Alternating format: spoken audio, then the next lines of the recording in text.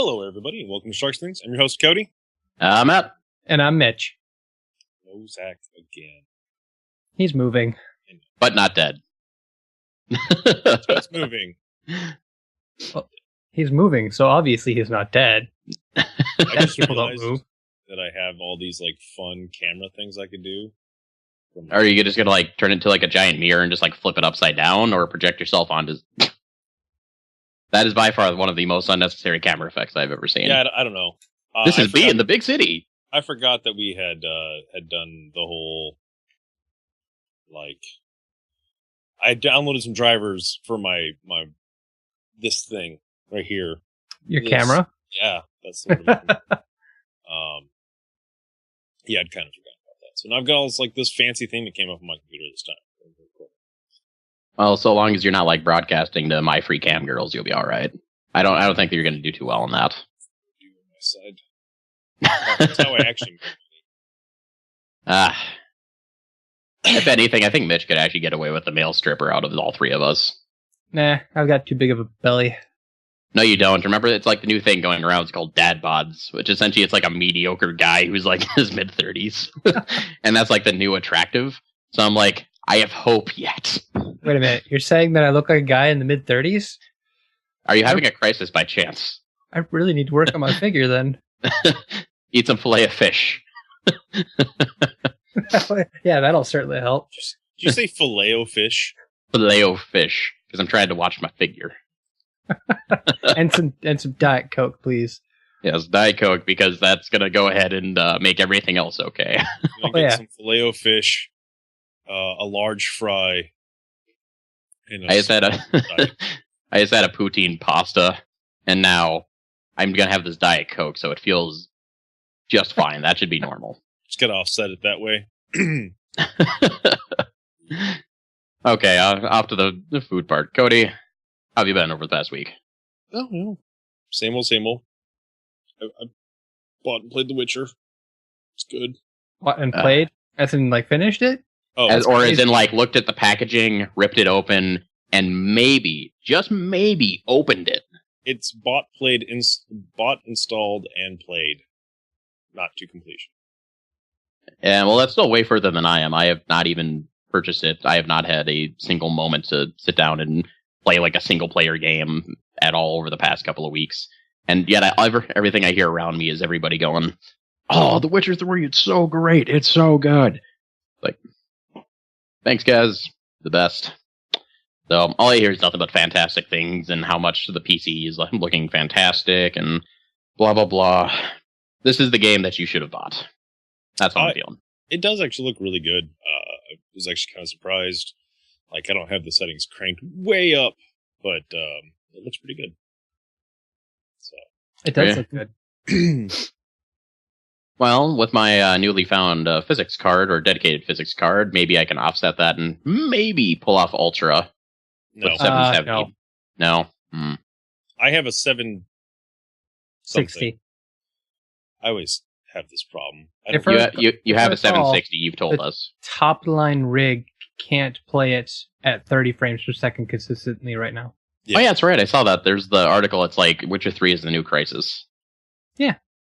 Until NASA attempts it, I will not be impressed. But the benefit is here, whereas Crisis could only run on top-end hardware, this can run on most things. It's just a nice scale. Yeah. Even at medium settings, I think that is what I'm running at.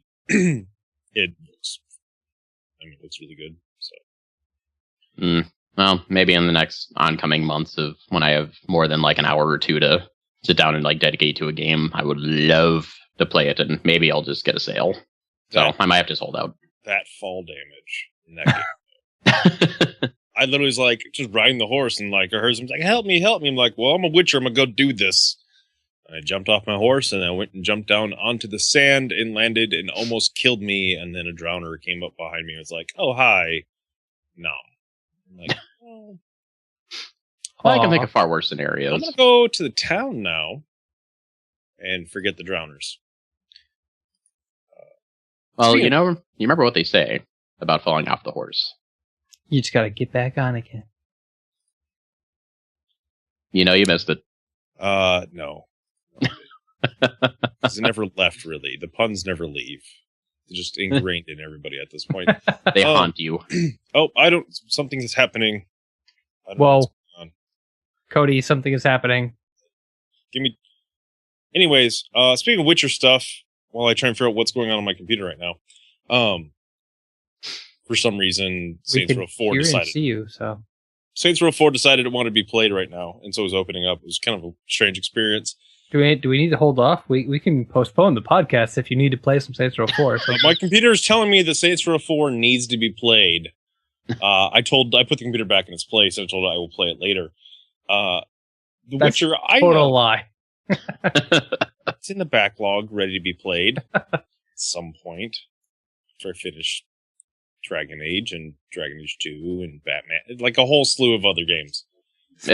It's just like you're on a toboggan going down like the hill of games that have stacked up over the past 3 years. You're just like that is why my live stream from now on is gonna be called The Backlog. And we're just gonna play 3 games. I think you should change that to the toboggan login. And I think that would just be fantastic. Anyways, The Witcher. We talked before about the book. I finished the book, the first one, The Last Wish. It's good. Should go. Everyone who likes dark fantasy novels should go pick it up. It's like, have you compared the cumulative amount of sex scenes that happen in the book versus the game? There aren't that many sex scenes in the book. Yeah. No 50 Shades of Witcher? I'm disappointed. The book opens up with like not even actually a sex scene. Like it just this sex. Is the first book of a few, so It's there 4 could books. be more. But in the first book, I finished it. I think there are 2 sex scenes, and they're not like super graphic sex scenes. Like Mitch has read one of them. Yeah. And that is actually, out of the 2, that is the more like the book or just the scene? I'm kind of concerned. The scene. That is the more graphic of the 2. And the first one's not even that graphic. Okay. So, well, you've seen the post of someone, I think it was Kotaku, they accumulate, or they like found every scene from The Witcher 3 and just like put them into one giant post. So it's essentially like 10 to 15 minutes worth of just straight perversion. Here's your animated porn for the day. I was looking at Witcher 1 mods, and one of them was like, sex takes time. And what it does is that, like, when you like have sex with somebody in The Witcher 1, it would progress the clock as opposed to what it's being instantaneous. So instead of the clock reading 2100, it's just a 2102. Make her all likes to get in quick and get the job done. Longer. Making love for 2. Making love for 2 minutes. Oh, comments. Beyond that, I really haven't done a whole lot. I went on a little bit of vacation. How dare you go on a vacation for Memorial Weekend? I played some Persona 4 on my vacation and read. That's about it. And there's nothing wrong with that. Persona 4 has been neglected now for a couple of months by me, and I feel kind of bad. It's like it's like an old friend that I have been meaning to catch up with. And yet I'm just like, maybe tomorrow. It's pretty much just an issue of, like, time. It doesn't get a lot of, like, play right now because I'm reading books again, and I'm taking care of some other stuff in my off time, and so I'm assuming might start seeing some play on Sundays when I'm not taking a break from the computer and everything else. Sunday. Come on down and play the Vita. Almost called it a Vita. No, it is a Vita. If you're going to speak in that voice, it has to be the Vita. The Vitamix. Yeah. No one's going to be like, come on down and see your new PlayStation Vita. It's Vita. That's really about it. I meddled around in some car mechanic today.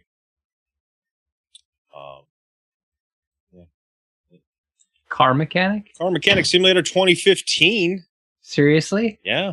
It's not terrible, actually. Is it actually like true to car mechanics, or is it like a straight sim, or is it like attach muffler, press A? You have to like take things apart, and you do have to like run diagnostics on some stuff, but there's a lot of it's like right click until you've found out what's wrong. Perfect. I get to do my daily job via a video game. Perfect. Yeah, no, it's Can you run diagnostics on this? Absolutely. Why are you doing this? It's fun. It's actually plug not in that my bad. diagnostic tool and turn the engine on. You actually have to unlock the diagnostic tools. A lot of the beginning is. I've been sitting on a car for like an hour now because I don't have a paint booth yet, and I have to wait till 6,000 XP to get a paint booth, and XP is not that doled out. I swear to God, this is just waiting for like a microtransaction system. Actually, if we be Pay fair, $250 now, and we'll happily give you a brand new carburetor to install. to be fair, like the game is like $20, and it has 2 things of DLC, one of which is free, and I think it just adds more variety to the cars. And the other one, Something tips. I typed in car mech into Steam search, and I got Slave Zero. It was close. Slave Zero? Is Slave it to the car. Slave is that Zero a is game like about car mechs? Slave Zero is a game from like the 90s or early thousands. It was a Dreamcast game. Yeah, there some more car variety via some DLC, and then like I think other more car variety. Yeah, Other more car variety. Yeah, you heard it here, guys. but yeah, no, I didn't realize it was Kickstarter, but like the reviews for it on Steam are overwhelmingly positive. So I don't know. It's good. It's a decent game. Watch, this game will turn up like in like auto repair classrooms, just like Minecraft shows up in science classrooms. That's gonna be kind of. Oh God, I think it's more for like you know how RimWorld's kind of like a time waster kind of game where you can like be watching something and playing RimWorld at the same time. Yeah, it's kind of how Car Mechanic is. Not a lot of thought goes into it, but it's a good time passer. I think having like Car Mechanic as a game in a college class is not going to be particularly helpful. It's how do you do things, but not really the game. Like that sends a fantastic message to any and all students. It can help for like, you know, teaching diagnostics, you know, troubleshooting and what the names and locations of parts are. This is a car. It's going to start making weird noises. You're not going to know what it is because it's an intermittent issue that your client can't reproduce every time they bring it into the shop every other week. Car Mechanic Simulator. That's why Car Mechanic Simulator, I just take the engine part every time. Yeah. See, I would actually change this. Yeah. I would change this to have a parent or a child game that is Car Mechanic Client Simulator 2015. And you get to play the client end, and you get to play, and you have to work with the mechanic and haggling out, well, I think you did this work. Also, I think you missed something. Oh, you messed this up. What are you going to give me? And it's the entire game built around haggling. So slowly but surely, it turns into a game of like Car Mechanic Monopoly. I think there's a future in this. There are some things I wish you could do, but like I said, it's a time waster. Matt, I like this idea. Let's roll with this. Let's throw in there the Oblivion like personality part. A little bribe here, a little compliment there. I mean, come on. Every time you're like, thank you for helping my car. What a terrible thing to say. I don't like that. Oh, God. I hit a button. That. What button do you have? The fucking, like, scary-ass kitten button on your keyboard, or what? That's exactly what it is. It's a cat button. I was trying to find like the "I don't want to be here anymore" button. I was thinking more of like, is Farnsworth like F8 or what? Yeah, exactly. I don't want to live this one anymore. Okay, we are banning you from cam emoticons or catacons to be specific. Catacons. Mitch, what have you been up to? Life. But I have been playing The Witcher 3. I've actually played quite a bit of it now. I could look, but whatever. Yeah, probably a good like 10 hours into it. So I am now past the prologue area, which is actually like huge. So, Yeah. Is it bigger than the Hinterlands? Yes. Which hinterlands? The In one Dragon in Age? Dragon Age that no one has ever left. Yes. That is I like impressive. Yeah, it is far larger. So they take the open world like game and they decide, you know what, let's give it steroids and give it free reign to go wherever the fuck it wants. So basically you get this giant open map. You got a large city over here, small villages dotting all over the place, and then between all these villages there's like huts or just random like encounters in the woods or places of power or all these other just places of interest. And so like when you look at the map, like at first it's pretty blank other than you can like see where the towns and villages are. But then, for instance, you go to a village and you can listen to like the villagers talk and you can get rumors, which can unlock like places of interest on the map. So then you get like a question mark. Otherwise, if you go to the notice board, that'll also unlock places of interest and it'll also unlock quests for you. And then obviously the normal walk up to a villager that has an exclamation point and get a quest. There's that as well. There's also I randomly talked to a villager.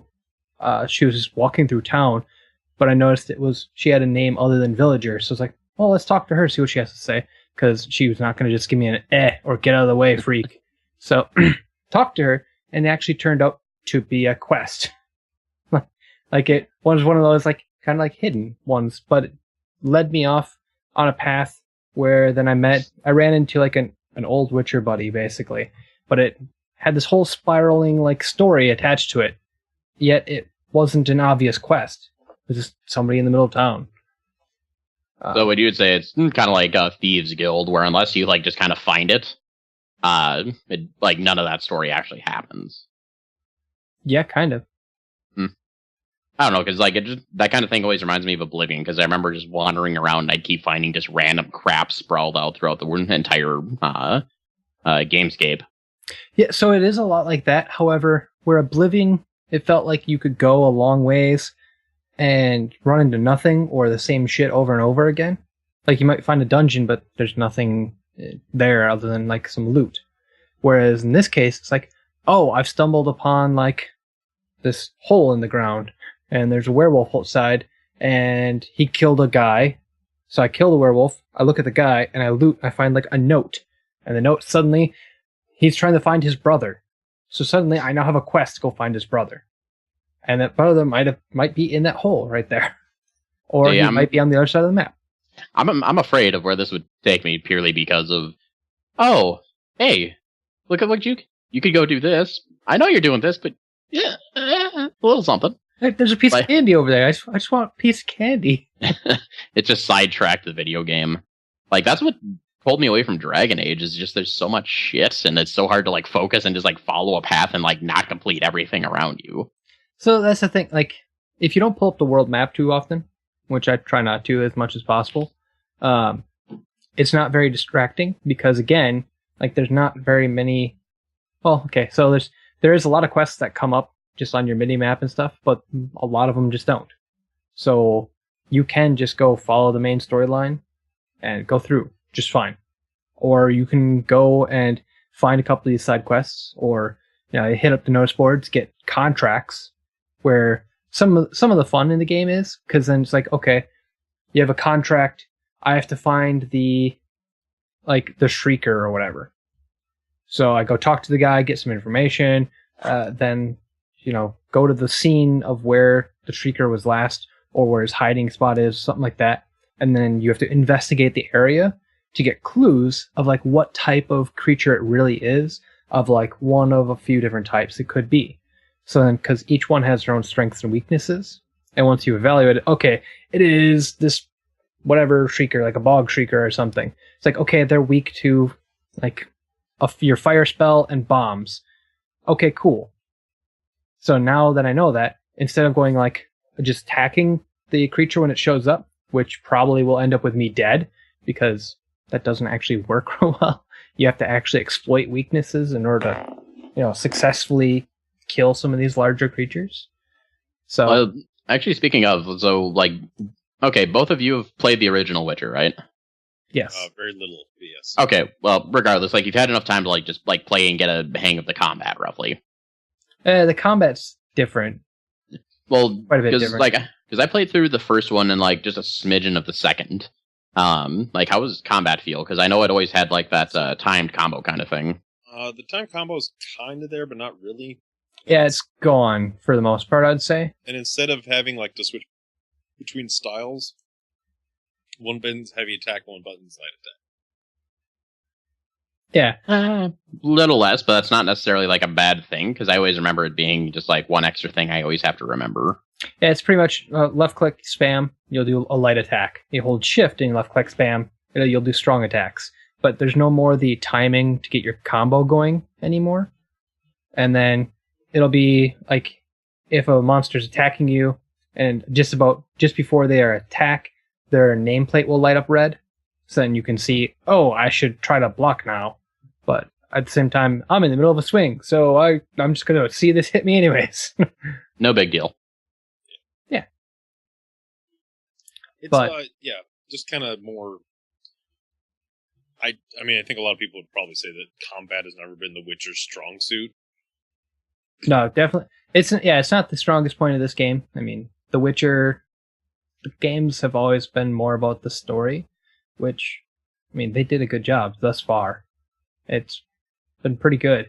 I've actually gotten to the points where you start playing as Ciri, and so like it's the actual sword combat is similar, but she's got different abilities completely.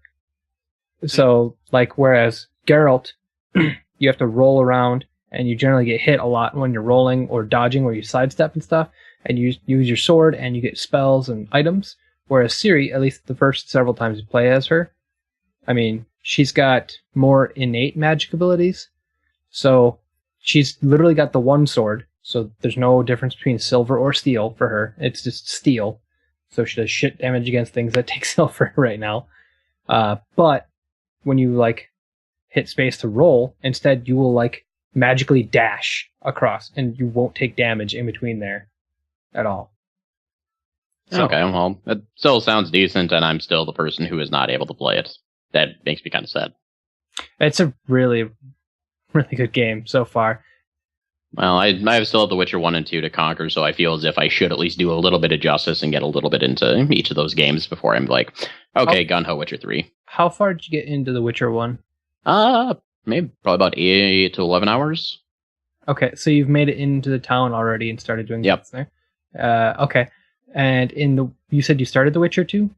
Yeah, I had briefly. I think I put about like 10 hours into Witcher 2 when I had it on Xbox 360. Okay. You don't need to finish Witcher 1, really.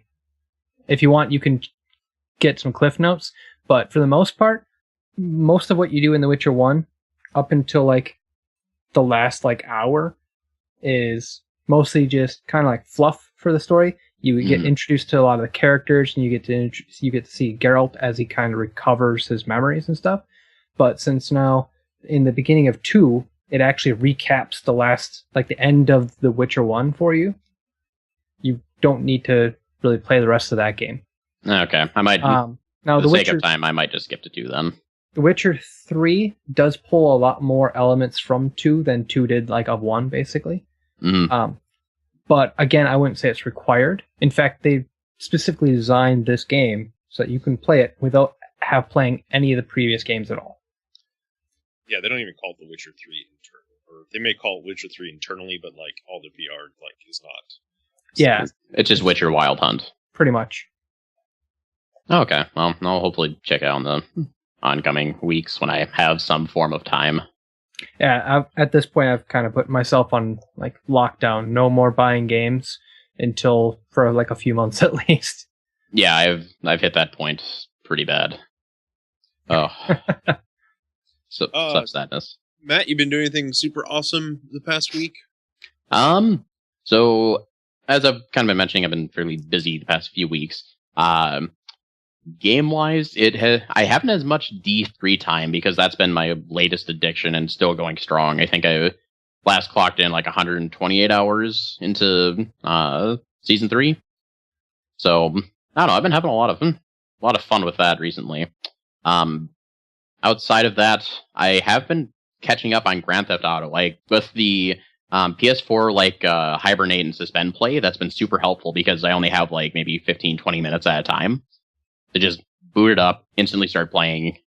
So I'm probably in the last quarter of Grand Theft Auto 5. Like, it's taken me such a long time to like come around to replay Grand Theft Auto 5. Because like I got it for the 360, I got probably over halfway through, and then I just kind of like, bleh. Like the graphics hiccups and just the lack of I'm just like, this game can be so much better, that it just went onto the back burner, and I eventually just stopped playing it. Yeah, that was one of the reasons why I never picked it up for the first generation. Yeah, and I think that was smart. But like now moving over to the PS4 side of it, everything is just so much more vivid. Like, it just fixed 90% of what I would be complaining about. Where like draw distance is reasonable. I don't have texture popping every 2 seconds. The frame rates are fantastic. And just overall, it just feels like a much, much better and refined game. Like, I thought I would use the first person mode more, but I'm not. The third person is still definitively my idea of how to play Grand Theft Auto and how to play it properly. This first person just feels wonky because it's like I'm trying to map up, down, left, right to a mouse, and the mouse is trying to like over accelerate in every direction, regardless of what setting you would put it at. So wait, mouse, are you playing on PC or PS4? I compare it to mouse because like if you've ever played a game with like automatic mouse acceleration, it feels very much like that. Okay, yeah, the first person, it's not very... Well, granted that, and trying to like fly a plane in first person mode is definitely more accurate to the real time, where I'm just like, I have no idea where I am going. Left. But I've been having a lot of fun with that and just screwing around or just like driving up a mountain and then falling down in a car. I don't know why that's so amusing still. Maybe it's just like my childhood wonder, kind of like how fart jokes are still funny. And you still laugh because you know it's true. Yeah. Pretty much. So, been playing a lot of Grand Theft Auto 5, but actually what I wanted to talk about a little bit more, I actually got hands-on time with Samsung VR, so not Oculus, sadly, but the actual Samsung VR. So where you take like a Galaxy S5 or one of their newer phones, and you put it into an Oculus Rift enclosure, and the entire thing sets it up for full 360 VR. So, and, quick question. Yes. Which one did you do? So this is the Gear VR. Which generation? The first or second? It would be the second, because So with the S6. Yes. Okay. So, because the demo that they had was, their brand new kit. So, later technology, everything's a heck of a lot faster. So, the best way I can describe it is, have you guys used an Oculus yet, or any of like the VRs? No VR yet. So, it's actually really interesting, especially if you don't wear glasses. That's where it really trips me up because I can't see anything more than like a foot in front of me. So being able to like see vividly without glasses, that is a trip on its own. But it's like looking at a tiny little projector almost of where it's like maybe right about here as far as visual distance. And so it'll actively track where you're looking. So imagine you're looking at like a Windows 8 tile screen, and you actually start to look up a little bit across different apps, and it has like a little center cursor. And so you look, and it'll actually hover over. The only downside is the selection is like it's a pseudo trackpad that's on like the right bottom hand side of it, and then there's like a back button. So that's a little weird, but like once you kind of get the feel of where they're at, it's pretty simple. But it's only used for like if you need to like swipe, change a setting, or like back. But that's how you would like select. You just like look, you select it. Where it got really, really, really cool is the resolution on it's actually phenomenal. Because if you've ever struggled with like 3D before, the 3D effects where they tend to like blur together and like motion is really, really jarring. It didn't have a whole lot of that. It was a very, very smooth experience. Probably running at about roughly 30 at about 30 frames. Like you can tell that it wasn't like fluid 60 smooth transition, but 30 is a heck of a lot better than a lot of the previous VR headsets. So kind of a lot of the best at 30, but it has a stutter. Yeah. Oh, don't worry. The best way I can describe like what it is when you go into like a video mode. So they had this mode. It's just called Oculus Cinema. I know, nice rip off there. Well, it's powered by Oculus. It's the same. Is company. It really? Yeah. Okay. That's what John Carmack's been working on. Okay. Well, I'll stop being unknowledgeable and continue. So you go to Oculus Cinema and you just like throw on this video. So it'll actually throw up things like a straight movie theater. Where it gets really trippy is it projects ever so slightly. So if your viewable range here in the headset is like this is like your main screen, it's going to project it and move it further out towards like that, as if like perceived this is where my screen is. And all the way around you change like the environment. So if you remember like the whole Mars demo with the HoloLens, where he's just like walking to a lifelike Mars. It's not like that. Like you definitely know it's digital, but like you can move in a full 360, and you can see everything around you. Like if you move your head, like one puts you on the moon, which is kind of weird and ironic. So that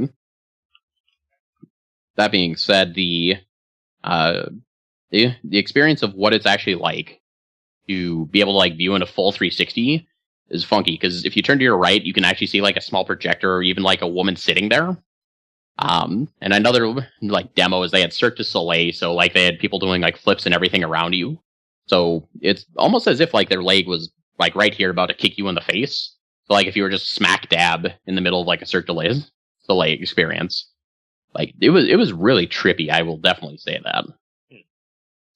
But as far as gaming, they didn't have anything set up for like games yet, so that made me a little angry. But at least it gave me an appreciation for like what VR can be like and what it can do. There's apparently not actually a lot of games for the. From my understanding is like the Gear VR is probably one of the best things to use for like watching movies right now, but having that like immersive cinematic experience. But yeah, there's no real games yet for it.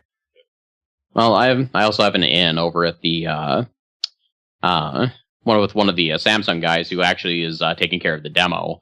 So I might pair with him a little bit more and see if I can get some more hands-on time with it, just to kind of see what this thing can do a little bit more in depth. Because I've only experienced like the video and just kind of like the stock feature kind of thing out of it. So more than a video is what I want to see.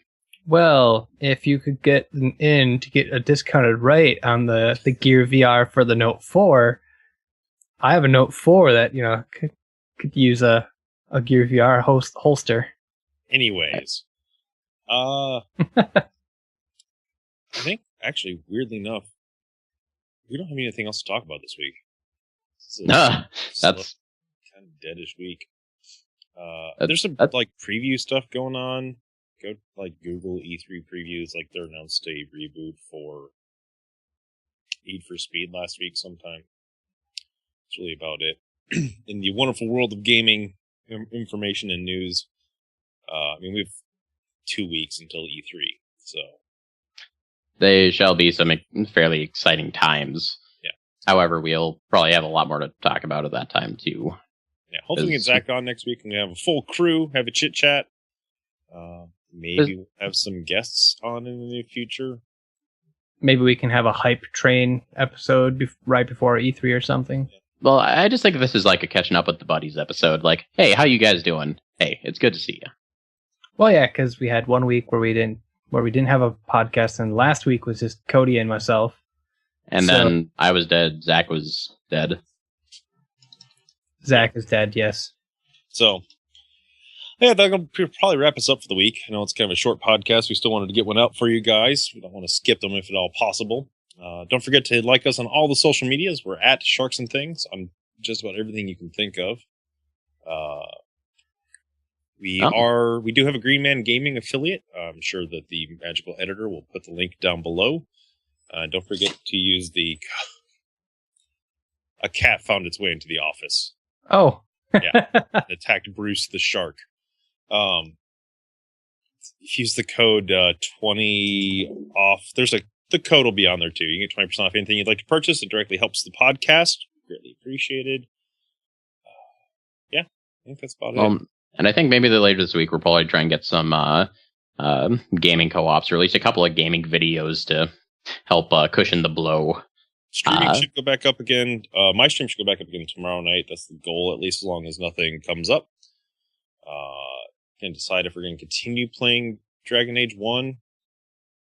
Debating on that. And then we'll try and get something together this weekend on Saturday. See if we can get some of us at least together to play some games, stream that out. So. Sounds good. I know I want to get back into Grand Theft Auto 5 on my PS4 as well. I'll stream that again. And Matt, we should do some co-op. On Diablo 3. On Grand Theft Auto 5. We can do some heists. Heists. Go ahead. All right. And like I said, hit us up on anything you want to, get questions, comments, concerns. You can always feel free to email us at sharksandthings@gmail.com. And we'll see you guys next week. Cheers, everybody. See ya. Deuces, everybody.